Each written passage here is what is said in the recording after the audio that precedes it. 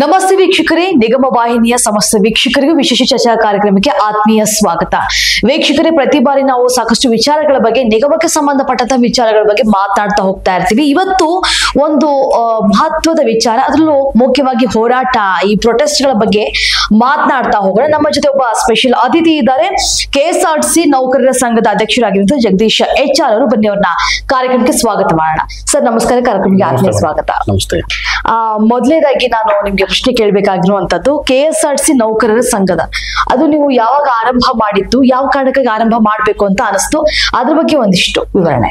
Madam, ನಾವು 2019 ಮತ್ತೆ 2021 ಸಾಲಿನಲ್ಲಿ ಸಾರಿಗೆ ನೌಕರರ ಕೂಟ ಅಂತಕ್ಕಂಥ ಒಂದು ವಿಚಾರದಲ್ಲಿ ಸಮಕಾಲೀನ ಏನು BMTC ಮತ್ತೆ NW NE ಮತ್ತೆ KSRTC ಇರ್ತಕ್ಕಂಥ ಎಲ್ಲ ಸಮಕಾಲೀನ ನೌಕರರುಗಳೇ ಸೇರ್ಕೊಂಡು ಸಾರಿಗೆ ನೌಕರರ ಕೂಟ ಅಂತಕ್ಕಂಥ ಒಂದು ವಿಚಾರವನ್ನ ಇಟ್ಕೊಂಡು ಹೊರಹೊಮ್ತೀವಿ. ಅದಾದ್ಮೇಲೆ ಕಾರ್ಮಿಕರೆಲ್ಲರಿಗೂ ಗೊತ್ತಿದೆ, ಅವರ ನಮ್ಮ ನಡುವೆ ಒಂದು ಮನಸ್ತಾಪ ಬಂದು ಅವರ ಏಕಪಕ್ಷೀಯ ನಿರ್ಧಾರಗಳಿಂದ ಬೇಸತ್ತು ನಾವು ಹೊರಗಡೆ ಬಂದು ಕರ್ನಾಟಕ ರಾಜ್ಯ ರಸ್ತೆ ಸಾರಿಗೆ ಸಂಸ್ಥೆ ನೌಕರರ ಸಂಘ ಅಂತಕ್ಕಂಥ ಒಂದು ಸಂಘಟನೆಯನ್ನ ಕಟ್ಕೊಂಡು ಕಾರ್ಮಿಕರಿಗೆ 2022ರಿಂದ ಈಚೆಗೆ ಆದಂತ ಎಲ್ಲಾ ತರದಂತ ಈಗ ಸುಮಾರು ಜನ ಸಾವನ್ನ ಡಿಪೋ ಒಳಗಡೆ ಆತ್ಮಹತ್ಯೆ ಒಳಗಾಗ್ತಾರೆ, ಈ ತರದ ವಿಚಾರಗಳು ಮತ್ತೆ ಭ್ರಷ್ಟಾಚಾರದಂತ ವಿಚಾರಗಳು, ಕಾರ್ಮಿಕರಿಗೆ ಯಾವ ರೀತಿಯಲ್ಲಿ ನ್ಯಾಯ ದೊರಕಿಸ್ಕೊಡಕ್ಕೆ ಸಾಧ್ಯ ಇದೆ, ಆ ತರದ ಎಲ್ಲ ವಿಚಾರಗಳನ್ನ ಎತ್ಕೊಂಡು KSRTC ನೌಕರರ ಸಂಘ ನಿರಂತರವಾಗಿ ಕಾರ್ಮಿಕರ ಧ್ವನಿಯಾಗಿ ಕೆಲಸ ಮಾಡ್ತಾ ಬರ್ತಾ ಇದ್ದಾರೆ.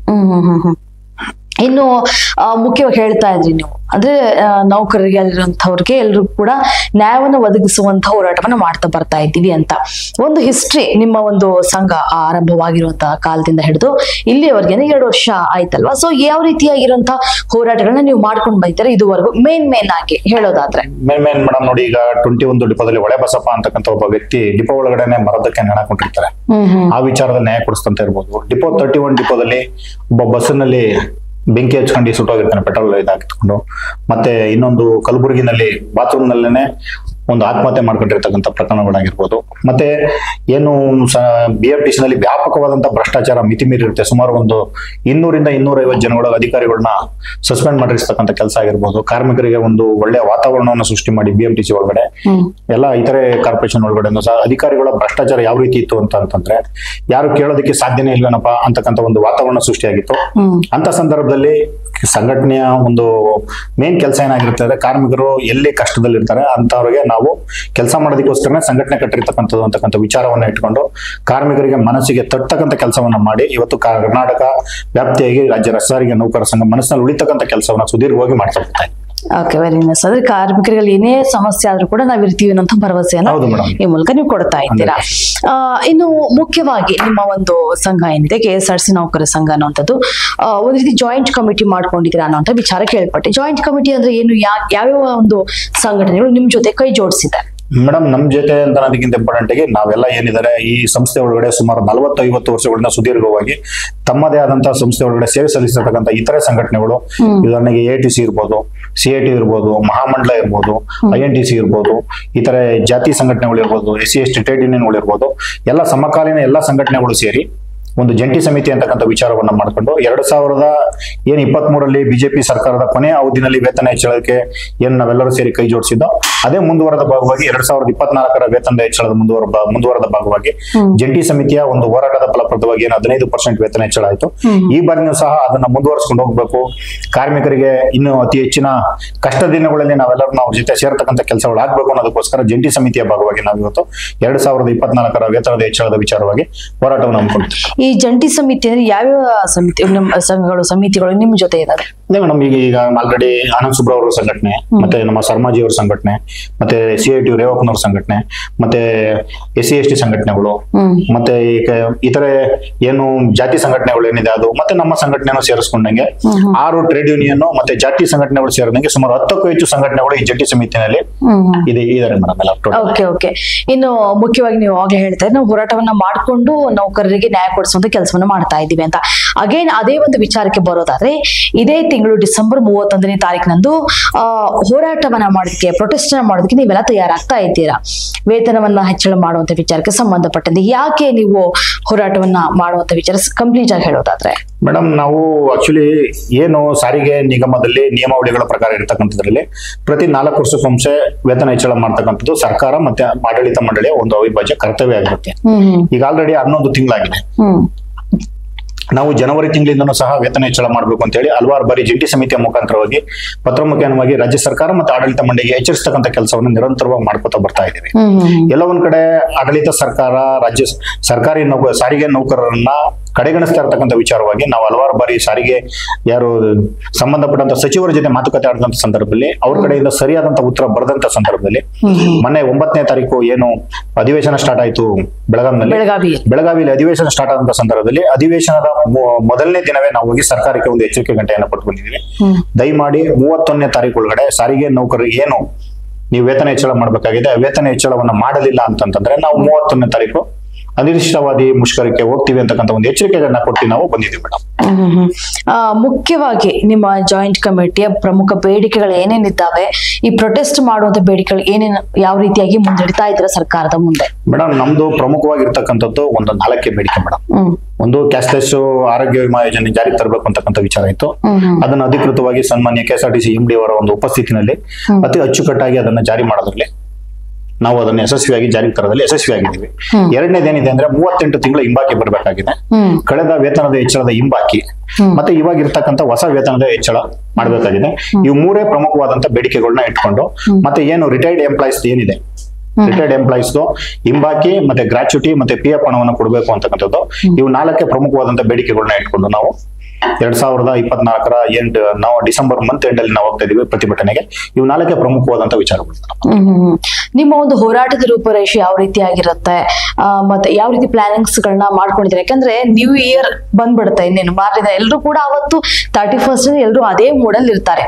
ನೀವು ಮಾತ್ರ ಹೋರಾಟದ ಒಂದು ಭಾವನೆಯಲ್ಲಿ ಇರ್ತೀರಾ. ಸೊ ಯಾವ ರೀತಿಯಾಗಿ ಪ್ಲಾನ್ ಮಾಡ್ಕೊಂಡಿದ್ದೀರಿ? ಮೇಡಮ್, ನಾವು ಎಲ್ಲಾ ರೀತಿಯಲ್ಲೂ ಪ್ಲಾನ್ಗಳನ್ನ ಮಾಡ್ಕೊಂಡಿದೀವಿ. ಅದಕ್ಕಿಂತ ಮೊದಲನೇದ ಇನ್ನೊಂದು ಮಾತೇನು ಹೇಳ್ತೀನಿ ಅಂದ್ರೆ, ನಮ್ಗೆ ಇವತ್ತಿನ ಸಾರಿಗೆ ಸಚಿವರು ಮತ್ತೆ ಈ ಸರ್ಕಾರದ ಮೇಲೆ ಸಂಪೂರ್ಣವಾದಂತ ನಂಬಿಕೆ ಮತ್ತೆ ಭರವಸೆ ಇನ್ನೂ ಇದೆ. ಯಾಕಂದ್ರೆ 30ನೇ ತಾರೀಕುವರೆಗೂ ಸಹ ಸಮಯಾವಕಾಶ ಇದೆ. ಅದರ ಮಧ್ಯದಲ್ಲಿ ಕರೆದು ಸಾರಿಗೆ ನೌಕರರ ಸಮಸ್ಯೆನ ಇತ್ಯರ್ಥ ಪಡಿಸ್ತಾರೆ ಅಂತಕ್ಕಂಥದ್ದು. ಯಾಕೆಂತಂದ್ರೆ ಇವತ್ತು ಬಡವರ ಮತ್ತೆ ದೀನದಲಿತರ ಪರವಾಗಿ ಧ್ವನಿಯಾಗಿರ್ತಕ್ಕಂಥ ಸಿದ್ದರಾಮಯ್ಯನವರ ಆಡಳಿತದಲ್ಲಿದ್ದಾರೆ. ಅವರ ಆಡಳಿತದಲ್ಲೂ ಸಹ ನಾವು ಪ್ರತಿಭಟನೆ ಮುಷ್ಕರನೆ ಮಾಡಿ ತೆಗೆದುಕೊಳ್ಬೇಕು ಅಂತಕ್ಕಂಥ ವಿಚಾರದಲ್ಲಿ ನಮ್ಗೆ ಯಾರಿಗೂ ಸಹ ಮನಸ್ಥಿತಿ ಇಲ್ಲ. ಆದ್ರೆ ಎಲ್ಲೋ ಒಂದ್ ಕಡೆ ಸರ್ಕಾರ ಮೊಂಡು ಧೋರಣೆಯನ್ನ ಅನುಸರಣೆ ಮಾಡ್ತಿದ್ದೇನೆ, ಅದಕ್ಕೋಸ್ಕರ ನಾವು ಮುಷ್ಕರಕ್ಕೋಸ್ಕರ ಹೆಜ್ಜೆ ಇಟ್ಟಿದ್ದೀವಿ. ಅದ್ರೊಳಗಡೆ ಸರ್ಕಾರ ಕರೆದು ಮಾತಾಡುತ್ತೆ ಅಂತಕ್ಕಂಥ ಒಂದು ಆಶಾಮನ ಭಾವನೆ ನಮ್ಮಲ್ಲಿ ಇವತ್ತಿಗೂ ಸಹ ಇದೆ. ಆದ್ರೆ ನಮ್ಮ ಹೋರಾಟದ ಒಂದು ಮುಂದುವರೆದ ಭಾಗವಾಗಿ ನಾವು ಪ್ರತಿ ಘಟಕದ ಮುಂದೆ, ಪ್ರತಿ ಬಸ್ ಸ್ಟ್ಯಾಂಡಿನ ಮುಂದೆ, ಪ್ರತಿ ಡಿವಿಷನ್ ನ ಮುಂದೆ, ಪ್ರತಿ ವರ್ಕ್ಶಾಪ್ ಗಳ ಮುಂದೆ ನಾವು ಏನು ಈ ಮುಷ್ಕರಕ್ಕೆ ಏನಕ್ಕೋಸ್ಕರ ಹೋಗ್ತಾ ಇದೀವಿ, ಯಾವ ಉದ್ದೇಶ ಇಟ್ಕೊಂಡು ಹೋಗ್ತಾ ಇದೀವಿ ಅಂತಕ್ಕಂಥದ್ದನ್ನ ಕರಪತ್ರ ಹಂಚಿದ್ರ ಮೂಲಕ ರಾಜ್ಯ ಸರ್ಕಾರ ನಮ್ಮನ್ನ ಕಡೆಗಣಿಸಿದೆ. ಈ ರೀತಿ ನಮ್ಮ 11 ತಿಂಗಳಾದ್ರೂ ಸಹ ಮಲತಾಯಿ ಧೋರಣೆಯನ್ನು ಮಾಡ್ಕೊತಾ ಬರ್ತಾ ಇದೆ. ನಾವು ಇದಕ್ಕೆ ಸಂಬಂಧಪಟ್ಟಂತೆ ಸಾರಿಗೆ ನೌಕರರು ಇವತ್ತು ದುಸ್ಥಿತಿನ ತಲುಪಿದ್ದಾರೆ. ಇದೇ ಸಂಬಳದಲ್ಲಿ ನಾವು ಯಾರು ಕೆಲಸ ಮಾಡೋದಕ್ಕೆ ಆಗ್ತಾ ಇಲ್ಲ. ಎಲ್ಲ ಒಂದ್ ಕಡೆ ನಮ್ಗೆ ಹಿನ್ನಡೆ ಆಗ್ತಾ ಇದೆ. ದಯಮಾಡಿ ಈ ಸಂಬಳವನ್ನ ಸರಿಪಡಿಸ್ಕೊಡ್ಬೇಕು ಅಂತಕ್ಕಂಥ ಹಲವಾರು ವಿಚಾರಗಳನ್ನ ಇಟ್ಕೊಂಡು ನಾವು ಕಾರ್ಯಕ್ರಮ ಮುಂದೆ ಹೋಗ್ತಕ್ಕಂಥ ಕೆಲಸವನ್ನ ಮಾಡ್ತಾ ಇದೀವಿ. ನಮ್ಗೆ ಮುಷ್ಕರ ಅನಿವಾರ್ಯ ಅಲ್ಲ. ಸರ್ಕಾರ ನಮ್ಮ ಕಷ್ಟಗಳನ್ನ ಕೇಳದೆ ಇರೋದ್ರಿಂದ ನಾವು ಮುಷ್ಕರಕ್ಕೆ ಹೋಗ್ಬೇಕಾದಂತ ಸಂದರ್ಭವನ್ನ ಸರ್ಕಾರ ಸೃಷ್ಟಿ ಮಾಡಿದೆ. ಈ ಸೃಷ್ಟಿ ಕಾರ್ಮಿಕ ಸಂಘಟನೆಗಳು ಮಾಡಿರ್ತಕ್ಕಂಥ ಸೃಷ್ಟಿ ಅಲ್ಲ, ಇದು ಸರ್ಕಾರನೇ ಮಾಡಿರ್ತಕ್ಕಂಥ ಒಂದು ಸೃಷ್ಟಿ ಆಗಿರೋದ್ರಿಂದ ದಯಮಾಡಿ ಈ ಮುಷ್ಕರಕ್ಕೆ ಹೋಗೋದಕ್ಕಿಂತ ಮುಂಚೆ ಎಂಪ್ಲಾಯಿಗಳ ಮುಂದೆನೆ ನಾವು ಇರ್ತಕ್ಕಂಥ ಕೆಲಸವನ್ನ ಮಾಡ್ತಾ ಇದ್ದೀವಿ. ಅಂದ್ರೆ ಸುಮಾರು ಎಷ್ಟು ಜನ ಈ ಒಂದು ಪ್ರೊಟೆಸ್ಟ್ ನಲ್ಲಿ ಭಾಗಿಯಾಗುವಂತ ಸಂಭವ ಇದೆ? ಎಲ್ಲಿಂದ ಎಲ್ಲಿವರೆಗೂ ಪ್ರೊಟೆಸ್ಟ್ ಮಾಡುವಂತವ್ರು ಇದ್ದೀರಾ ಏನು? ಮೇಡಮ್, ನಾವು ಸಾರಿಗೆ ಸಂಸ್ಥೆಯಲ್ಲಿ ಇವತ್ತು 1,10,000 ಜನ ಕಾರ್ಮಿಕರು ಕೆಲಸ ಮಾಡ್ತಾ ಇದ್ದಾರೆ. ಅಷ್ಟು ಜನ ಕಾರ್ಮಿಕರನ್ನು ಭಾಗವಹಿಸಬೇಕು ಅಂತಕ್ಕಂಥದ್ದು ನಮ್ಮೆಲ್ಲರ ಒಂದು ಇಚ್ಛೆ ಆಗಿದೆ.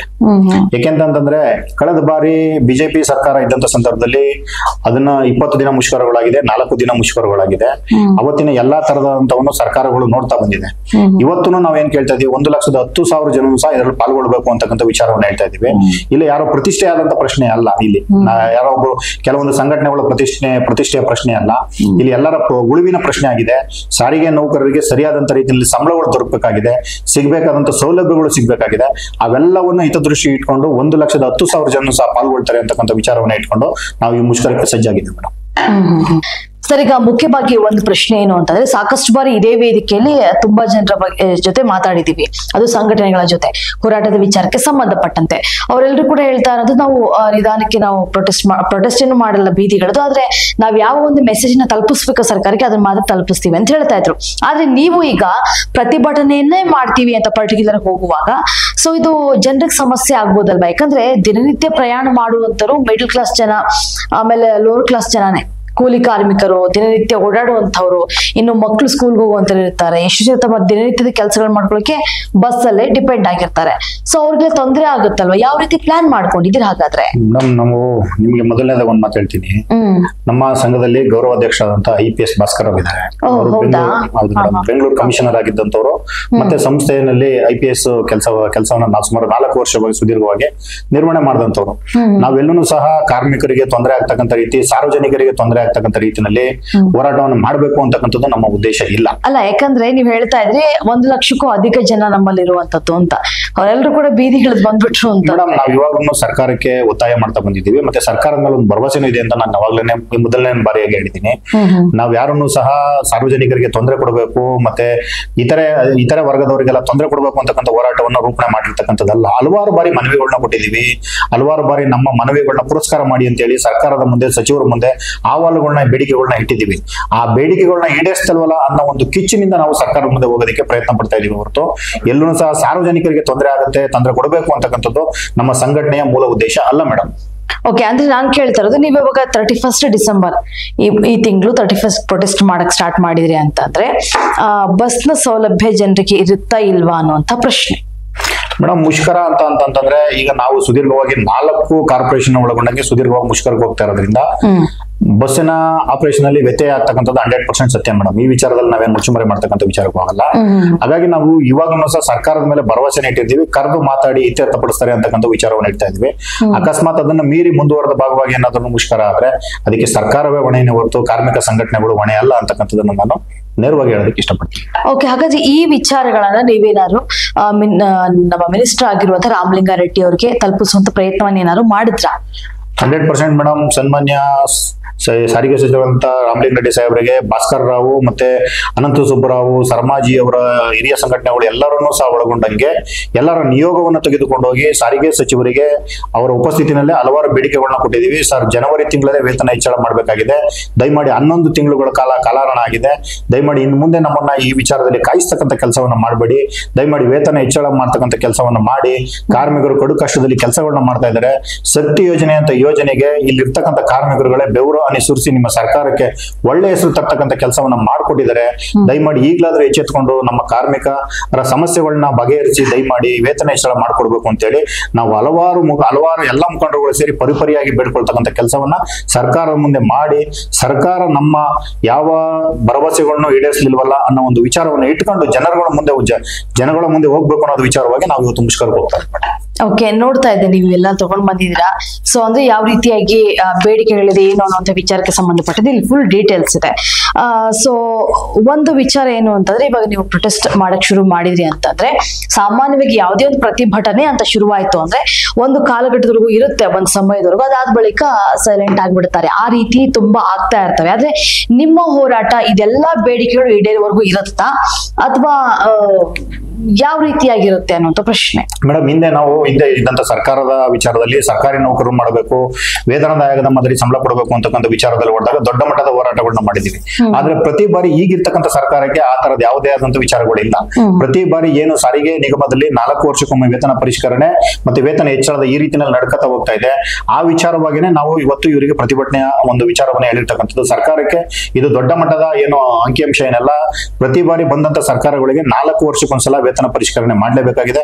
ವೇತನ ವೇಜ್ ರಿವೇಜ್ ಮಾಡ್ಕೊಡ್ಬೇಕಾಗಿರ್ತಕ್ಕಂಥ ಕೆಲಸ ಸರ್ಕಾರದ ಆದ್ಯ ಕರ್ತವ್ಯವಾಗಿದೆ. ಅದನ್ನಷ್ಟೇ ಕೇಳ್ತಾ ಇದ್ದೀವಿ ಹೊರತು ಕಳೆದ ಬಾರಿ ತರ ನಮ್ಗೇನೋ ಬೇರೆ ಸರ್ಕಾರಿ ನೌಕರನ್ನ ಮಾಡಿ, ಕೇಂದ್ರ ಸರ್ಕಾರಿ ನೌಕರನ್ನ ಮಾಡಿ ಬೇರೆ ಇತರ ಯಾವುದೇ ಬೇಡಿಕೆಗಳಿಲ್ಲ ಮೇಡಮ್. ಇಲ್ಲಿ ಸಾರಿಗೆ ನಿಗಮದ ಕೈಗಾರಿಕಾ ಒಪ್ಪಂದದ ಅಡಿನಲ್ಲಿ ಬರ್ತಕ್ಕಂಥ ವೇತನದ ಹೆಚ್ಚಳದ ಸಂಬಳವನ್ನಷ್ಟೇ ನಾವು ಕೇಳ್ತಾ ಇದೀವಿ ಹೊರತು ಇವತ್ತಿನ ಸರ್ಕಾರಕ್ಕೆ ಬೇರೆ ರೀತಿಯ ಒತ್ತಾಯವನ್ನ ಯಾವುದೇ ರೀತಿಯಲ್ಲಿ ನಾವು ಮಾಡಿಲ್ಲ ಮೇಡಮ್.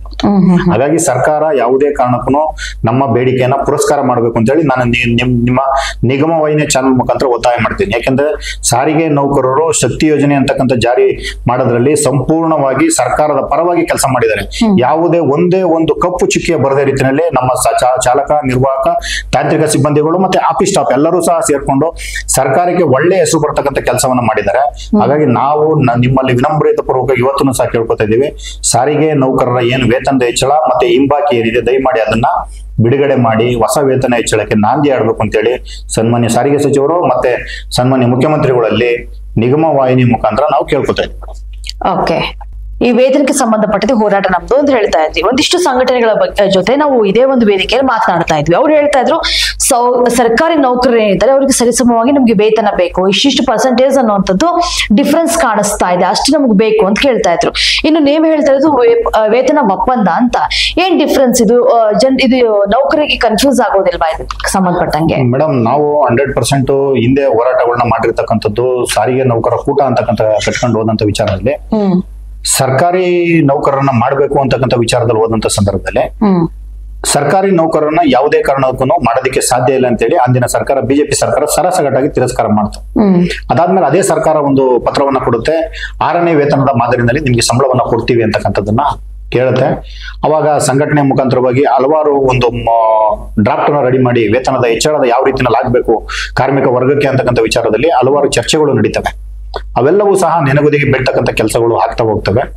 ಅದಾದ್ಮೇಲೂ ಸಹ ವೇತನ ಹೆಚ್ಚಳ ಆಗ್ತಕ್ಕಂಥ ಕೆಲಸವನ್ನು ಮಾಡುತ್ತೆ. ಆದ್ರೆ ಈ ಸರ್ಕಾರ ಬಂದ ಮೇಲೆ ಮತ್ತೊಂದು ಸಂಘಟನೆ ಸಾರಿಗೆ ನೌಕರರ ಸರಿಸಮಾನವಾದ ವೇತನವನ್ನು ಅಡಕಗಳಲ್ಲಿ ಕಾರ್ಯಕ್ರಮಗಳ ರಚನೆ ಅಂತಕ್ಕಂಥ ಒಂದು ಪ್ರಣಾಳಿಕೆಯನ್ನ ತಗೋಬರ್ತಕ್ಕಂಥ ಕೆಲಸವನ್ನ ಈ ಸರ್ಕಾರ ಮಾಡಿದೆ. ನಾವು ಸರ್ಕಾರಕ್ಕೆ ಬಂದ ನಂತರದಲ್ಲಿ ಅದನ್ನ ಸ್ವಾಗತ ಮಾಡಿದ್ದೀವಿ. ಆದ್ರೆ ನಾವು ಇವತ್ತಿನವರೆಗೂ ಸಹ ಕೆಲಸ ಮಾಡ್ಕೊಳ್ಳೋದ್ರಲ್ಲಿ ನಾವು ಸಾರಿಗೆ ಸಿಬ್ಬಂದಿಗಳು ಕೆಲಸ ಮಾಡ್ಕೊಂಡು ಹೋಗ್ತಾ ಇದೀವಿ. ಸರ್ಕಾರ ಬಂದು 18 ತಿಂಗಳುಗಳಾಗಿದೆ. ಹೊಸದಾಗಿ ವೇತನ ಹೆಚ್ಚಳ ಆಗ್ಬೇಕಾಗಿರೋದು 11 ತಿಂಗಳಾಗಿದೆ. ಸರ್ಕಾರ ಏನು ಬಜೆಟ್ ನಲ್ಲಿ ಏನ್ ತಗೊಬಂದಿದೀವಿ, ಏನು ಪ್ರಣಾಳಿಕೆ ತಂದಿರ್ತೀವಿ ಅಂತಕ್ಕಂಥ ಏನು ವಿಚಾರಣೆ ಏನಿದೆ ಆ ವಿಚಾರವನ್ನು ಎಲ್ಲೂ ಸಹ ಇವತ್ತು ಸಹ ಚರ್ಚೆಗೆ ಇರ್ತಕ್ಕಂಥ ಕೆಲಸವನ್ನು ಮಾಡಿಲ್ಲ. ಮತ್ತೆ ಎಲ್ಲಿ ನಮ್ಮ ಅಧಿಕಾರಿ ವರ್ಗದಲ್ಲೇ ಇವತ್ತು ಸಹ ಏನ್ ಸರಿಸಮಾನ ವೇತನವನ್ನು ಕೇಳ್ತಾರೆ, ಅಧಿಕಾರಿ ವರ್ಗದಲ್ಲೇ ಒಂಥರ ಒಡಕಿದೆ. ಇದನ್ನ ಮಾಡೋದಕ್ಕೆ ಸಾಧ್ಯ ಇಲ್ಲ ಅಂತಕ್ಕಂಥ ವಿಚಾರವನ್ನ ನಾವು ಕೇಂದ್ರ ಮಟ್ಟದಲ್ಲಿ ಇರ್ತಕ್ಕಂಥ ಅಧಿಕಾರಿಗಳನ್ನ ಕೇಳಿದಂತ ಸಂದರ್ಭದಲ್ಲಿ ಇದು ಸಾಧ್ಯ ಇಲ್ಲಪ್ಪ ಜಗದೀಶ್, ಇಲ್ಲಿ ಹಲವಾರು ರೀತಿಯಲ್ಲಿ ಕೇಡರ್ ವೈಸ್ ಎಂಪ್ಲಾಯ್ಸ್ ಇದ್ದಾರೆ, ಅವರೆಲ್ಲರಿಗೂ ನಾವು ಸರಿಯಾದಂತ ರೀತಿಯಲ್ಲಿ ವೇತನ ಸರಿಸಮಾನ ಮಾಡಿ ಕೊಡೋದಕ್ಕೆ ಸಾಧ್ಯ ಇಲ್ಲ ಅಂತಕ್ಕಂಥ ಒಂದು ಮಾಹಿತಿಯನ್ನು ಸಹ ಕೊಡ್ತಾರೆ. ಆದ್ರೆ ನಾವು ಯಾರನ್ನು ಸಹ ಇದನ್ನ ವಿರೋಧ ಮಾಡ್ಬೇಕು ಅಂತಕ್ಕಂಥದ್ದು ಜಂಟಿ ಸಮಿತಿಯ ಒಂದು ಭಾಗ ಇಲ್ಲ. ದಯಮಾಡಿ ನಾವು ಇವಾಗಲೂ ಏನ್ ಕೇಳ್ತಾ ಇದೀವಿ, ಸರಿ ಸಮಾನವಾದ ವೇತನವನ್ನ ಯಾವ ರೀತಿಯಲ್ಲಿ ಸರ್ಕಾರ ಕೊಡುತ್ತೆ, ಅದರ ಸಾಧಕ ಬಾಧಕಗಳೇನೋ, ಅದರ ಆಯವ್ಯಯಗಳೇನೋ, ಅದಕ್ಕೆ ಬರ್ತಕ್ಕಂಥ ಖರ್ಚು ವೆಚ್ಚಗಳೇನೋ ಅಂತಕ್ಕಂಥದ್ದನ್ನ ಸಂಕ್ಷಿಪ್ತವಾಗಿ ಚರ್ಚೆ ಮಾಡೋಣ ಬನ್ನಿ ಅಂತ ಕರೆಯೋದಕ್ಕೆ ಇವತ್ತು ಸರ್ಕಾರನೂ ಒಂದ್ ಕಡೆ ಯಾವುದೇ ತರದಂತ ಸಂಘಟನೆಗಳನ್ನ ಕರೆದು ಚರ್ಚೆ ಮಾಡಿಲ್ಲ, ಇಲ್ಲ ಆಡಳಿತ ಮಂಡಳಿಯನ್ನು ಸಹ ಈ ವಿಚಾರವಾಗಿ ಚರ್ಚೆನ ಮಾಡಿಲ್ಲ. ಇದ್ರ ಮಧ್ಯದಲ್ಲಿ ನಾವು ಏಕಾಏಕಿ ನಾವು ಸರಿಸಮಾನ ವೇತನ ಕೊಡಿಸ್ತೀವಿ ಅಂತ ಹೇಳಿದ್ರೆ ಯಾವತ್ತಿಗೆ ಈ ಚರ್ಚೆ ಫಲಪ್ರದವಾಗಿ ಕಾರ್ಮಿಕರ ಕೈ ಸೇರೋದಕ್ಕೆ ಇನ್ನು ಎಷ್ಟು ವರ್ಷಗಳು ಬೇಕು ಅಂತಕ್ಕಂಥದ್ದು ನನ್ನ ಒಂದು ಚರ್ಚೆ ಆಗಿದೆ. ಮತ್ತೆ ಇನ್ನೊಂದ್ ಕಡೆ ಅಧಿಕಾರಿ ವರ್ಗನೂ ಸಹ ಇದನ್ನ ಕೇಳ್ತೈತೆ ಅಂತಕ್ಕಂಥ ವಿಚಾರಗಳನ್ನ ಹೇಳ್ತಾರೆ. ನಾವು ಸಹ ಕೇಂದ್ರ ಮಟ್ಟದಲ್ಲೇ ಇರೋದ್ರಿಂದ, ರಾಜ್ಯ ಮಟ್ಟದಲ್ಲೇ ಇರೋದ್ರಿಂದ ನಡೀತಕ್ಕಂಥ ಎಲ್ಲಾ ವಿಚಾರಗಳು ಸಹ ನಮ್ಮ ಗಮನಗಳಿಗೂ ಬರ್ತಾ ಇರುತ್ತೆ. ನಾವು ಸುಳ್ಳು ಹೇಳ್ಕೊಂಡು ಕಾರ್ಮಿಕ ಸಂಘಟನೆಗಳನ್ನ ಕಟ್ಟಬೇಕಾದಂತ ಪರಿಸ್ಥಿತಿಗೆ ಇವತ್ತು ಯಾವುದನ್ನು ಸಹ ಜಂಟಿ ಸಮಿತಿ ಬಂದಿಲ್ಲ. ನೈಜ ಚಿತ್ರಣವನ್ನ ಇಟ್ಕೊಂಡು ನಾವು ಚರ್ಚೆಗಳನ್ನ ಮಾಡ್ತಾ ಇದೀವಿ. ಇವತ್ತು ನಾವು ಚರ್ಚೆ ಮಾಡ್ತಾ ಇದೀವಿ, ನಾಳೆನೂ ಚರ್ಚೆ ಮಾಡ್ತಾ ಇದೀವಿ. ವಾಸ್ತವತೆ ಆಧಾರದ ಮೇಲೆ ಚರ್ಚೆಗೆ ಬನ್ನಿ ಅಂತಕ್ಕಂಥ ವಿಚಾರವನ್ನ ಇಟ್ಕೊಂಡು ನಾವು ಕರೀತಾ ಇದೀವಿ ಅವರನ್ನ. ಸರ್ಕಾರ ಮತ್ತೆ ಮ್ಯಾನೇಜ್ಮೆಂಟ್ ಎರಡೂ ಸಹ ಸರಿಸಮಾನದ ವೇತನವನ್ನು ಕೊಡುತ್ತೆ ಅಂತಂದ್ರೆ ನಾವೆಂದೂ ಸಹ ಬೇಡ ಅಂತಕ್ಕಂಥ ವಿಚಾರದಲ್ಲಿ ಜಂಟಿ ಸಮಿತಿ ಅಡ್ಡ ಬರ್ತಕ್ಕಂಥ ಕೆಲಸವನ್ನು ಮಾಡಲ್ಲ. ಹಾಗಾಗಿ ಈ ಪ್ರೊಸೆಸಿಂಗ್ ಇವತ್ತಿಗೂ ಸಹ ಯಾವುದೇ ಕಾರಣಕ್ಕೂ ಒಂದೇ ಒಂದು ಪೈಸದಷ್ಟು ಸಹ ಮುಂದಕ್ಕೆ ಮೂವ್ ಆಗಿಲ್ಲ ಈ ಫೈಲು. ಹಾಗಾಗಿ ಎಲ್ಲೋ ಒಂದ್ ಕಡೆ ನಮ್ಗೆ ಜಂಟಿ ಸಮಿತಿಗೆ ಒಂದ್ ಕಡೆ ಎಂಪ್ಲಾಯಿಗಳ ಒತ್ತಡ ಜಾಸ್ತಿ ಆಯ್ತು. ಏನಣ್ಣ 11 ತಿಂಗಳಾಯ್ತು ಸರ್ಕಾರ ಇವತ್ತಿನವರೆಗೂ ಕರೆದು ಮಾತಾಡ್ತಕ್ಕಂಥ ಕೆಲಸವನ್ನು ಮಾಡ್ಲಿಲ್ಲ, ಒಂದ್ ಕಡೆ ವೇತನ ಹೆಚ್ಚಳನೂ ಇಲ್ಲ, ಈ ಕಡೆ ಸರಿಸಮಾನ ವೇತನ ಮಾಡ್ತೀನಿ ಅಂತಂದ್ರೆ ಅದ್ರ ಬಗ್ಗೆನೂ ವಿಚಾರ ಇಲ್ಲ ಅಂತಕ್ಕಂಥ ವಿಚಾರಗಳು ಬಂದಂತ ಸಂದರ್ಭದಲ್ಲಿ ಎಲ್ಲ ಸಮಾನ ಮನಸ್ಸು ಏನು ನಾವೇನಿದ್ದೀವಿ ಸಮಕಾಲೀನ ನಾಯಕರುಗಳೆಲ್ಲರೂ ಕೂತು ಸನ್ಮಾನ್ಯ ಅನಂತ ಸುಬ್ರಾವ್ ಮತ್ತೆ ಭಾಸ್ಕರ್ ಅವರವರು, ಸರ್ಮಾಜಿ ಅವರ ನೇತೃತ್ವ, ಮತ್ತೆ ಈ ಕಡೆ ಒಂದ್ ಕಡೆ CIT ಮುಂಜಾನ ಅಂತವ್ರು ಇದ್ದಾರೆ, ಮತ್ತೆ ನಮ್ಮ ವೆಂಕಟರಮಣ ಅಂತವ್ರು ಇದ್ದಾರೆ, ಮತ್ತೆ SC/ST ಸಂಘಟನೆಗಳು ಎಲ್ಲರೂ ಸಹ ಕೂತು ಆಲೋಚನೆ ಮಾಡಿದಂತ ಸಂದರ್ಭದಲ್ಲಿ ಇಲ್ಲ ಸರ್ಕಾರಕ್ಕೆ ನಾವು ಏನಾದ್ರೂ ಮನವಿ ಕೊಡಬೇಕು ಅಂತಕ್ಕಂಥ ಕೆಲಸವನ್ನು ಮಾಡಿ ಜನವರಿ ತಿಂಗಳಲ್ಲಿ ಜಂಟಿ ಸಮಿತಿಯಿಂದ ಪತ್ರವನ್ನು ಕೊಡ್ತಕ್ಕಂಥ ಕೆಲಸ ಮಾಡ್ತೀವಿ. ಅವಾಗಲೂ ಸಹ ಸರ್ಕಾರವನ್ನು ಕೇಳ್ತೀವಿ, ಹಲವಾರು ಬಾರಿ ಮಾತುಕತೆಗಳು ನಡೆದಂತ ಸಂದರ್ಭದಲ್ಲಿ ಸರ್ ನೀವೆಲ್ಲ ಒಂದ್ ಕಡೆ ಸರಿಸಮಾನ ವೇತನ ಕೊಡ್ತೀನಿ ಅಂತ ಹೇಳಿದೀರಾ, ದಯಮಾಡಿ ಅದನ್ನ ಏನಾರ ಕೊಡ್ತೀರಾ ಅಂತಕ್ಕಂಥ ಕೇಳಿದ ಸಂದರ್ಭದಲ್ಲೂ ಸರ್ಕಾರದ ಕಡೆಯಿಂದ ಯಾವುದೇ ರೀತಿಯ ಉತ್ತರಗಳು ಬರಲ್ಲ. ಹಾಗಾಗಿ ನಾವು ಅಂತಿಮವಾಗಿ ಏನ್ ಹೇಳಕ್ಕೆ ಇಷ್ಟಪಡ್ತೀವಿ ಅಂತಂದ್ರೆ ಎಲ್ಲಿ ಸಿಗದೆ ಬರೋದನ್ನ ನಾವು ಹುಡಿಕೊಂಡು ಹೋಗೋದ್ರ ಬದಲು ಸಿಗೋದ್ರ ಬಗ್ಗೆ ಆಲೋಚನೆ ಮಾಡಬೇಕು. ಇವತ್ತೇನಾಗಿದೆ, ನಾವು ಕಾರ್ಮಿಕರು ಕಷ್ಟದಲ್ಲಿ ಕೆಲಸ ಮಾಡ್ತಾ ಇದ್ದಾರೆ. ಇವತ್ತು ಒಬ್ಬೊಬ್ಬ ಎಂಪ್ಲಾಯಿಗೆ ಸರ್ಕಾರದಿಂದ 38 ತಿಂಗಳು ಅರಿಯರ್ಸ್ ಬರ್ಬೇಕಾಗಿದೆ ಸರ್. ಒಬ್ಬೊಬ್ಬ ಎಂಪ್ಲಾಯಿಗೆ ಮಿನಿಮಮ್ ಅಂದ್ರೆ 2.5 ಇಂದ 3 ಲಕ್ಷ ರೂಪಾಯಿ ಅರಿಯರ್ಸ್ಗಳು ಬರ್ಬೇಕಾಗಿದೆ. ಅದು ಹಣ ಇವತ್ತಿನವರೆಗಾದ್ರೂ ಮೇಡಮ್ ಇನ್ನು ಸರ್ಕಾರ ಬಿಡುಗಡೆ ಮಾಡಿಲ್ಲ. ಮತ್ತೆ ಒಂದ್ ಕಡೆ KSRTC MD ಅವರು ನಾವು ಎಲ್ಲರೂ ಜಂಟಿ ಸಮಿತಿ ಸಂಘಟನೆ ಭಾಗವಾಗಿ ಸರ್ ದಯಮಾಡಿ ಒಂದು ಮೆಡಿಕಲ್ ಇಶ್ಯೂಸ್ವಾಗಿ ದಯಮಾಡಿ ಕಾರ್ಮಿಕರಲ್ಲಿ ಬಹಳ ಕಷ್ಟದ ಇದಾಗಿದೆ ಅಂತ ಹೇಳಿದಾಗ ಸರ್ಕಾರವನ್ನ ಮನವೊಲಿಸ್ತಕ್ಕಂಥ ಕೆಲಸ ಮಾಡಿ ಸನ್ಮಾನ್ಯ ವ್ಯವಸ್ಥಾಪಕ ನಿರ್ದೇಶಕ KSRTC MD ಅವರು ಅತ್ಯುತ್ತಮವಾದಂತಹ ಒಂದು ಕ್ಯಾಶ್ಲೆಸ್ ಆರೋಗ್ಯ ವಿಮೆ ಯೋಜನೆ ಮಾಡತಕ್ಕಂಥ ಕೆಲಸವನ್ನು ಮಾಡಿದ್ದಾರೆ. ಒಂದ್ ಕಡೆ ನಮ್ಮ ಎಂಪ್ಲಾಯಿಗಳು ಏನಾದ್ರು ಆಕ್ಸಿಡೆಂಟ್ ಆಗಿ ತೀರೋದಂತ ಸಂದರ್ಭದಲ್ಲಿ 1 ಕೋಟಿ ರೂಪಾಯಿ ವಿಮೆ ಯೋಜನೆ ಜಾರಿಗೆ ತರ್ತಕ್ಕಂಥ ಕೆಲಸವನ್ನು ಸಹ ಮಾಡಿದ್ದಾರೆ. ನಾವು ಇವಾಗಲೂ ಸಹ KSRTC MD ಅವರಿಗೆ ತುಂಬಾ ಥ್ಯಾಂಕ್ಸ್ ಹೇಳಿದೀವಿ. ಯಾಕಂದ್ರೆ ಎಂಪ್ಲಾಯ್ ಪರವಾಗಿ ನಿಂತಿದ್ದಾರೆ ಅಂತಕ್ಕಂಥ ವಿಚಾರಗಳನ್ನ ಇಟ್ಕೊಂಡು. ಹಾಗಾಗಿ ಈ ಸರಿ ಸಮಾನವಾದಂತ ವೇತನ ಅಂತಕ್ಕಂಥದ್ದೇನಿದೆ ಇದು ಎಲ್ಲ ಒಂದ್ ಕಡೆ ಸಂಸ್ಥೆಯಲ್ಲಿ ಇರ್ತಕ್ಕಂಥ ಅಧಿಕಾರಿಗಳಿಗೆ ಇದು ಇಷ್ಟ ಇಲ್ಲ ಅಂತಕ್ಕಂಥದ್ದನ್ನ ನಾನು ನೇರವಾಗಿ ಹೇಳೋದಕ್ಕೆ ಇಷ್ಟಪಡ್ತಾ ಇದ್ದೀನಿ. ಒಳಗಡೆ ಇರ್ತಕ್ಕಂಥವ್ರನ್ನೇ ಸಹ ಇದನ್ನ ಯಾವ ರೀತಿಯಲ್ಲಿ ಮಾಡೋದಕ್ಕೆ ಸಾಧ್ಯ ಇದೆಯಪ್ಪ ಅಂತಕ್ಕಂಥ ಕ್ವಶನ್ ನಮ್ಮನ್ನ ಕೇಳೋದನ್ನ ನಾವು ಹಲವಾರು ಬಾರಿನಲ್ಲಿ ಕೇಳಿಸ್ಕೊಂಡಿದ್ವಿ. ಹಾಗಾಗಿ ಸರ್ಕಾರ ಏನಾದ್ರೂ ಮಾಡ್ತೀನಿ ಅಂತಂದ್ರೆ ನಾವ್ ಯಾರು ಇದಕ್ಕೆ ವಿರೋಧ ವ್ಯಕ್ತಪಡಿಸ್ತಕ್ಕಂಥವ್ರು ಅಲ್ಲ. ಹಾಗಾಗಿ ನಮ್ಮ ಮುಂದೆ ಇರ್ತಕ್ಕಂಥದ್ದು 1/1/2024 ಏನು ಹೊಸ ವೇತನ ಹೆಚ್ಚಳ ಆಗ್ಬೇಕಾಗಿದೆ. ದಯಮಾಡಿ ಅದನ್ನ ಅಧಿಕೃತವಾಗಿ ಜಾರಿ ಮಾಡಿ. ಮತ್ತೆ 1/1/2020 ಏನಿದೆ ಹಿಂಬಾಕಿ 38 ತಿಂಗಳ ಹಿಂಬಾಕಿ ಏನಿದೆ ದಯಮಾಡಿ ಅಧಿಕೃತವಾಗಿ ಜಾರಿ ಮಾಡಿ. ನೀವು ಇನ್ನು ಮುಂದೆ ಮಾಡತಕ್ಕಂಥದನ್ನ ಸರ್ಕಾರದ ಯಾವ IAS ಅಧಿಕಾರಿ IPS ಅಧಿಕಾರಿ ನೇತೃತ್ವದಲ್ಲಿ ಒಂದು ಸಮಿತಿ ರಚನೆ ಮಾಡಿ ಕಾರ್ಮಿಕ ಸಂಘಟನೆಗಳನ್ನ ಅದರಲ್ಲಿ ತೆಗೆದುಕೊಳ್ಳಿ, ಸಾಧಕ ಬಾಧಕಗಳ ಬಗ್ಗೆ ಸುದೀರ್ಘವಾಗಿ ಚರ್ಚೆ ಮಾಡಿ, ಒಂದು ಆಯೋಗ ರಚನೆ ಮಾಡಿ. ನಾವೇನ್ ಬೇಡ ಅಂತಕ್ಕಂಥ ವಿಚಾರವನ್ನು ನಾವೆಲ್ಲೂ ಸಹ ಹೇಳೋದಕ್ಕೆ ಇಷ್ಟಪಡಲ್ಲ. ಇಂತಿಷ್ಟು ನಿಗದಿಯಾಗಿ ಯಾವಾಗ ಕಾರ್ಯಕ್ರಮ ಜಾರಿ ಮಾಡ್ತೀರಿ ಅಂತಕ್ಕಂಥ ದಯಮಾಡಿ ತಿಳಿಸ್ಬೇಕು ಅಂತಕ್ಕಂಥ ನಾನು ನಿಮ್ ನಿಗಮ ವಾಹಿನಿ ಮುಖಾಂತರ ನಾನು ಒತ್ತಾಯ ಮಾಡ್ತೀನಿ. ಓಕೆ, ಇಷ್ಟೊತ್ತು ಹೇಳ್ತಾ ಇದ್ರಿ ಇನ್ಸೈಡ್ ಸ್ಟೋರಿ ಏನೆಲ್ಲ ಇದೆ ಅನ್ನೋದು ವಿಚಾರವನ್ನ, ಒಂದು ಪದ ಬಳಕೆ ಮಾಡಿದ್ರೆ ಸಮಿತಿ ಅನ್ನೋದು ವಿಚಾರವನ್ನ, ಶ್ರೀನಿವಾಸ್ ಅವರ ಆಯೋಗದ ಒಂದು ವರದಿ. ಸೊ ಈಗ ಅದೇ ಒಂದು ವಿಚಾರದಲ್ಲಿ ನೀವು ಹೇಳಿರುವಂತದ್ದು ಸರ್ಕಾರ 1% ಕೂಡ ಫೈಲ್ ಗಳನ್ನ ಮೂವ್ ಮಾಡ್ತಾ ಇಲ್ಲ ಅಂತ. ಹಾಗಾದ್ರೆ ಆಯೋಗ ಏನ್ ಹೇಳಿತ್ತು ವಿಚಾರ, ಅದ್ರ ಬಗ್ಗೆ ಹೇಳೋದಾದ್ರೆ? ಮೇಡಮ್, ಹಿಂದೆ ಇದ್ದಂತ ಏನ್ ಬಿಜೆಪಿ ಸರ್ಕಾರದಲ್ಲಿ ಶ್ರೀನಿವಾಸ್ ಮೂರ್ತಿ ಕಮಿಟಿ ಅಂತಕ್ಕಂಥ 1 ಮ್ಯಾನ್ ಕಮಿಟಿನ ರಚನೆ ಮಾಡಿರ್ತಾರೆ. ಅವರು ಕಮಿಟಿನೆಲ್ಲ ಉಲ್ಲೇಖ ಮಾಡಿದ್ದಾರೆ. ಸರ್ಕಾರದ ಒಂದು ಭಾಗವಾಗಿ ಈ ನಿಗಮ ಮಂಡಳಿ ಕೆಲಸ ಮಾಡ್ತಾ ಇದೆ.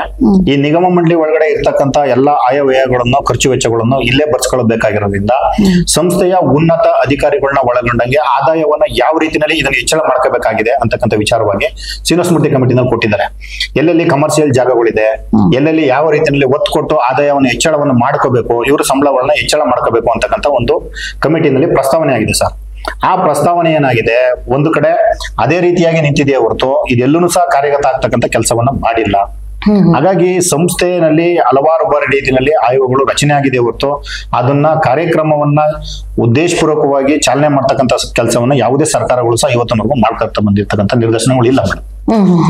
ಇನ್ನು ಕೊನೆಯದಾಗಿ ನೀವು ಈ ಹೋರಾಟದ ಬಗ್ಗೆ ಅಂದ್ರೆ ನೌಕರಿಗೆ ಕ್ಲಾರಿಟಿ ಕೊಡ್ತೀರಿ, ಯಾವ ರೀತಿಯಾಗಿ ಸಂದೇಶವನ್ನ ಕೊಡೋದಕ್ಕೆ ಇಷ್ಟಪಡ್ತೀರಾ ಓವರ್ ಆಲ್ ಹೋರಾಟದ ಬಗ್ಗೆ? ಮೇಡಮ್, ಅದಕ್ಕಿಂತ ಮುಂಚೆ ಇನ್ನೊಂದು ವಿಚಾರ ಹೇಳಕ್ ಇಷ್ಟಪಡ್ತೀನಿ. ಪ್ರಣಾಳಿಕೆಯಲ್ಲಿ ತಗೊಬಂದಿದ್ದಾರೆ ಅಂತಕ್ಕಂಥ ವಿಚಾರವನ್ನ ಇವರು ಹೈಲೈಟ್ ಮಾಡಿ ಹೇಳ್ತಾ ಇದ್ದಾರೆ.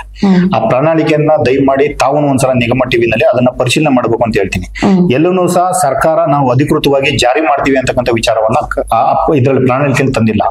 ಕಾರ್ಯಕ್ರಮಗಳನ್ನ ರಚನೆ ಮಾಡ್ತೀವಿ ಅಂತಕ್ಕಂಥ ವಿಚಾರವನ್ನ ಅಷ್ಟೇ ಇಲ್ಲಿ ಪ್ರಣಾಳಿಕೆ ತಂದಿರ್ತಕ್ಕಂಥದ್ದು. ಸರ್ಕಾರ ಮುಗಿಯೋದ್ರೊಳಗಡೆ ಕಾರ್ಯಕ್ರಮ ರಚನೆ ಮಾಡಬಹುದು, ಸರ್ಕಾರ ಮುಗಿದ್ಮೇಲಾರನು ಎಂಡಿಂಗ್ ಅಲ್ಲಾರನು ಸಹ ಕಾರ್ಯಕ್ರಮ ರಚನೆ ಮಾಡೋದಕ್ಕೆ ಅವಕಾಶ ಇದೆ.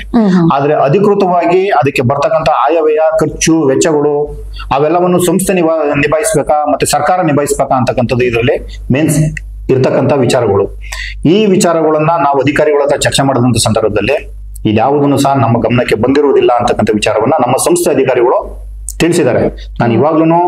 ನಾನು ಕೇಳ್ತಕ್ಕಂಥದ್ದು ಇಷ್ಟೇ, ದಯಮಾಡಿ ಸಮಾನ ಏನು ಸರಿ ಸಮಾನವಾದ ವೇತನ ಕೇಳ್ತಾ ಇರ್ತಕ್ಕಂಥವರಿಗೆ ದಯಮಾಡಿ ಇದೇ ಚಾನಲ್ ನಲ್ಲಿ ನಮ್ಮ ಸಾರಿಗೆಯಲ್ಲಿ ಇರ್ತಕ್ಕಂಥ ಹಲವಾರು ಮುಖಂಡರುಗಳನ್ನ ಒಳಗೊಂಡಂಗೆ ನೀವೊಂದು ಡಿಬೇಟ್ ಅನ್ನ ರೆಡಿ ಮಾಡ್ಬೇಕು ಅಂತ ನಾನು ನಿಮ್ಮ ನಿಗಮ ಚಾಲನೆ ಮುಖಾಂತರ ಒತ್ತಾಯಿಸ್ತೀನಿ.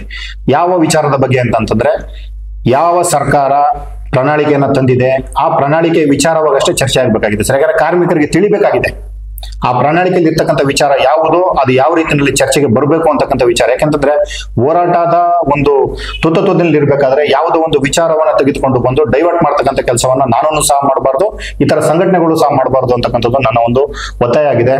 ಹಾಗಾಗಿ ನಾನು ಕೊನೆಯದಾಗ ಕಾರ್ಮಿಕರಲ್ಲಿ ಏನ್ ಕೇಳ್ಕೊತೀನಿ ಅಂತಂದ್ರೆ, ಎಲ್ಲೋ ಒಂದ್ ಕಡೆ ನಾವು ದೂರದ ಬೆಟ್ಟ ನುಣ್ಣಿಗೆ ಅಂತಕ್ಕಂಥ ಒಂದು ವಿಚಾರವನ್ನ ಇಟ್ಕೊಂಡು ಆಸೆ ಪಡೋದಕ್ಕೆ ಹೋಗೋದು ಬೇಡ. ಇವತ್ತಿನ ಸಂದರ್ಭದಲ್ಲಿ ಏನು ನಮ್ಗೆ ಪ್ರತಿ ಬಾರಿ 4 ವರ್ಷಕ್ಕೊಂದ್ಸಲ ವೇತನ ಹೆಚ್ಚಳ ಆಗ್ಬೇಕಾಗಿದೆ. ದಯಮಾಡಿ ನಾವು ಅದ್ರ ಬಗ್ಗೆ ಆಸಕ್ತಿ ವಹಿಸೋಣ, ಸರ್ಕಾರದ ಮೇಲೆ ಒಂದು ಒತ್ತಾಯವನ್ನು ಮಾಡೋಣ. ಸರ್ಕಾರದ ಮೇಲೆ ಈಗಲೂ ಸಹ ನಮಗೆ ಭರವಸೆ ಇದೆ. ಈ ರಾಜ್ಯದ ಮುಖ್ಯಮಂತ್ರಿಗಳು ಬಡವರ ಪರವಾಗಿ ಧ್ವನಿಯಾಗಿರ್ತಕ್ಕಂಥ ಸರ್ಕಾರ ಇದು. ಆ ಸರ್ಕಾರ ನಮ್ಮನ್ನ ಕೈ ಬಿಡಲ್ಲ, ಕರೆದು ವೇತನ ಹೆಚ್ಚಳ ಮಾಡ್ತಕ್ಕಂಥ ಕೆಲಸವನ್ನು ಮಾಡುತ್ತೆ. ಆದ್ರೂ ಸಹ ನಾವು ಸಂಘಟನಾತ್ಮಕವಾಗಿ ಹೋರಾಟದ ಒಂದು ಭಾಗವಾಗಿ ಹೋಗ್ತಾ ಇರೋದ್ರಿಂದ ನಮ್ಮ ಹೋರಾಟವನ್ನ ನಾವು ಅತಿ ಹೆಚ್ಚಿನ ನಿರೀಕ್ಷೆಯಿಂದ ಕಾರ್ಮಿಕರನ್ನೆಲ್ಲರನ್ನು ಒಳಗೊಂಡು ಹೋಗ್ತಾ ಇದೀವಿ. ಕಾರ್ಮಿಕ ಸಂಘಟನೆಗಳು ಸಹ ನಾನು ಕೈ ಮುಗಿದು ಕೇಳ್ಕೊತಾ ಇದ್ದೀನಿ. ಕಾರ್ಮಿಕರ ಭರವಸೆಯಾಗಿ ನೋಡದೆ ನಾವು ಅದನ್ನ ಹುಸಿಗೊಳಿಸೋದಕ್ಕೆ ಹೋಗತಕ್ಕಂಥ ಕೆಲಸವನ್ನು ಮಾಡೋದಕ್ಕೆ ಹೋಗೋದು ಬೇಡ. ಸದ್ಯಕ್ಕೆ ಕಾರ್ಮಿಕರಿಗೆ ವೇತನದ ಹೆಚ್ಚಳವನ್ನ ಕೈಗೆ ಕೊಡಿಸು, ಬೇರೆ ಹೋರಾಟಗಳನ್ನ ನಾವು ಬೇರೆ ತರದಲ್ಲಿ ತೆಗೆದುಕೊಂಡು ಹೋಗೋಣ. ಹಾಗಾಗಿ ಎಲ್ಲ ಕಾರ್ಮಿಕ ಸಂಘಟನೆಗಳು ವೇತನದ ಹೆಚ್ಚಳದ ವಿಚಾರದಲ್ಲಿ ನಮ್ಮ ಜೊತೆ ಕೈ ಜೋಡಿಸಿ ವೇತನ ಹೆಚ್ಚಳಕ್ಕೆ ನೀವೆಲ್ಲರೂ ಸಹಕರಿಸಬೇಕು ಅಂತ ಹೇಳಿ ನಾನು ಕೈ ಮುಗಿದು ಕೇಳ್ಕೊತೀನಿ. ಓಕೆ, ಒಟ್ಟಾರೆಯಾಗಿ ಏನು ಅಂತಂದ್ರೆ ನೀವು ನಮ್ಮ ಬೇಡಿಕೆಗಳು ಈಡೇರಬೇಕು. ಮೊದಲನೇದಾಗಿ ಅದು ಸರ್ಕಾರದ ಗಮನಕ್ಕೆ ತಂದಿದ್ದೀವಿ. ಅದು ಈಡೇರ್ಲಿಲ್ಲ ಅಂದ್ರೆ ಮಾತ್ರ ಹೋರಾಟವನ್ನ ಆರಂಭ ಮಾಡ್ತೀವಿ ಅಂತ ಹೇಳಿದ್ದೀರಾ. ಹೋರಾಟ ಮಾಡೋಕ್ಕಿಂತ ಮುಂಚಿತವಾಗಿ ನಿಮ್ಮ ಬೇಡಿಕೆಗಳು ಈಡೇರ್ಲಿ ಅಂತ ನಾವು ಕೂಡ ಆಶಿಸ್ತೀವಿ. So thank you so much, ನೀವು ಒಂದು ಟೈಮ್ ಮಾಡ್ಕೊಂಡು ನಮ್ಮ ಸ್ಟುಡಿಯೋಗೆ ಬಂದಿದ್ದಕ್ಕೆ. ಎಸ್, ನೋಡಿದ್ರಲ್ಲ ವೀಕ್ಷಕ, ಧನ್ಯವಾದಗಳು. ಓಕೆ, ನೋಡೋದಲ್ಲ, ಒಂದ್ ಕಡೆ ಏನು ಅಂತಂದ್ರೆ ನೌಕರಿಗೆ ಅವ್ರದೇ ಆಗಿರೋ ಒಂದಿಷ್ಟು ಬೇಡಿಕೆಗಳಿದೆ, ಅದೆಲ್ಲವೂ ಕೂಡ ಈಡೇರ್ಲೇಬೇಕು. ಇಲ್ಲ ಅಂತಂದ್ರೆ ಅದು ಪರ್ಸನಲ್ ಕೂಡ ತುಂಬಾ ಎಫೆಕ್ಟ್ ಆಗುತ್ತೆ ಅನ್ನೋದು ವಿಚಾರವನ್ನ ನಾವಿಲ್ಲಿ ಅರ್ಥ ಮಾಡ್ಕೊಳ್ಬೇಕು. ಹೀಗಾಗಿ ಈ ಒಂದು ನಿಟ್ಟಿನಲ್ಲಿ ಸರ್ಕಾರದ ಗಮನಕ್ಕೆ, ಹಾಗೇನೆ ರಾಮಲಿಂಗಾರೆಡ್ಡಿ ಅವರ ಗಮನಕ್ಕೆ, ಮಿನಿಸ್ಟರ್ ಗಮನಕ್ಕೆ ಕೂಡ ಇದನ್ನ ತಂದಿದ್ದೇವೆ. ಆದ್ರೆ ಅದನ್ನ ಸರ್ಕಾರ ಯಾವ ರೀತಿ ಪರಿಗಣಿಸಿ ನಮ್ಮ ಸಮಸ್ಯೆಗಳಿಗೆ ಪರಿಹಾರವನ್ನು ಕೊಡುತ್ತೆ ಕಾದ್ ನೋಡ್ತೀವಿ ಅಂತ ಹೇಳಿದ್ದಾರೆ.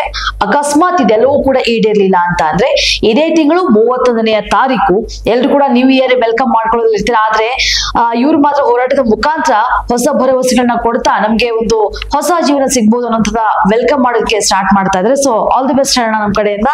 ಹಾಗೇನೆ ಇದಾಗಿತ್ತು ಇವತ್ತಿನ ವಿಷಯ. ಇನ್ನೊಬ್ಬ ವ್ಯಕ್ತಿಯೊಂದಿಗೆ, ಇನ್ನೊಬ್ಬ ಸಾಧಕರೊಂದಿಗೆ ನಾನು ನಿಮ್ಮನ್ನ ಭೇಟಿ ಆಗ್ತೀನಿ. ಅಲ್ಲಿವರೆಗೂ ನೋಡ್ತಾ ಇರಿ ನಿಗಮ ಟಿವಿ.